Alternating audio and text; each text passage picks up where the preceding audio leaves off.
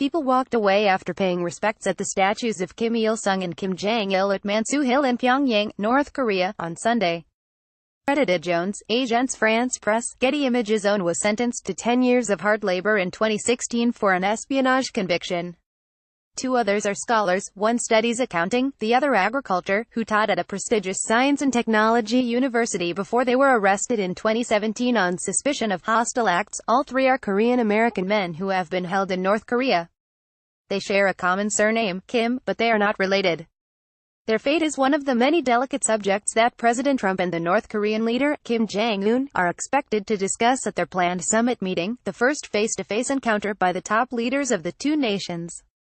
Previous Americans jailed in North Korea have been treated brutally. One of them, Otto F. Warmbier, died in June 2017 after being released from 17 months of captivity.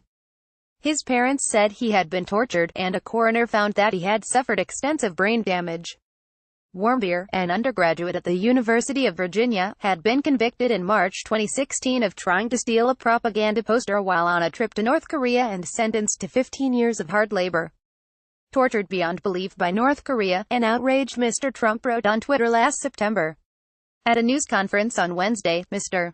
Trump acknowledged the harsh treatment of what he called the three prisoners and pledged action. "We have been talking about them," he said. "We are negotiating now. We are doing our very best," he added. "We fought very hard to get Otto Warmbier back. And when we came back, he was in very, very bad condition. It was a very sad event. We are likewise fighting very diligently to get the three American citizens back. I think there's a good chance of doing it." A White House advisor, Matthew Pottinger, told reporters this week that the three Americans were a priority. Here is what is known about the three detainees. Pyongyang University of Science and Technology in 2014, where two of the detainees worked. Credit Captain, via Associated Press. Kim Hak-song, also known as Jin Shui-song, was arrested on May 6, 2017. He worked at Pyongyang University of Science and Technology, and it was not clear whether his arrest was connected with that of his colleague Tony Kim 2 weeks earlier. The university said in a statement that he had been doing agricultural development work at its research farm and was arrested after a trip there. According to CNN, Mr. Kim, an ethnic Korean, was born in Jilin, China, near the North Korean border, and emigrated to the United States in the 1990s. After becoming an American citizen, the network said, Mr.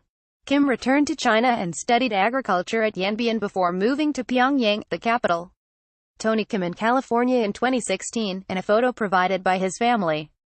Tony Kim, also known as Kim Sang-duk, was arrested on April 23, 2017. He had spent a month teaching accounting at Pyongyang University of Science and Technology and was trying to board a plane to leave the country when he was arrested, according to the chancellor of the university, Chan Mo Park. The cause of his arrest is not known, but some officials at PUST told me his arrest was not related to his work at PUST, Mr. Park told Reuters. He had been involved with some other activities outside PUST, such as helping an orphanage. Mr. Kim, who is in his 50s, had previously taught at Yanbian University of Science and Technology, an affiliated institute in the Chinese province of Jilin, near the North Korean border. He had most recently been living in North Korea with his wife, who is believed to still be in the country. Mr. Kim studied accounting at the University of California, Riverside, and at Aurora University, and he worked as an accountant in the United States for more than a decade, according to his Facebook page. Kim Dong-chul, Center, an American businessman, was escorted to his trial in Pyongyang, North Korea, in 2016. Credit Kim Kwang-hyun, Associated Press. Kim Dong-chul, a businessman, was sentenced to 10 years of hard labor in April 2016 on charges of spying and other offenses. A month before his trial, Mr.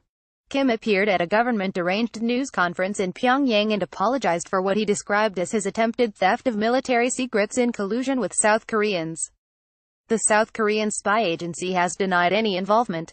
Mr. Kim's predicament was not known until January 2016, when the North Korean government let CNN interview him in Pyongyang. At that time, Mr. Kim identified himself as a 62-year-old naturalized American citizen who lived in Fairfax, VA. He said he had once run a trading and hotel services company in Razin, a special economic zone near North Korea's borders with China and Russia. He said he was arrested in October 2015 while meeting with a former North Korean soldier to receive classified data.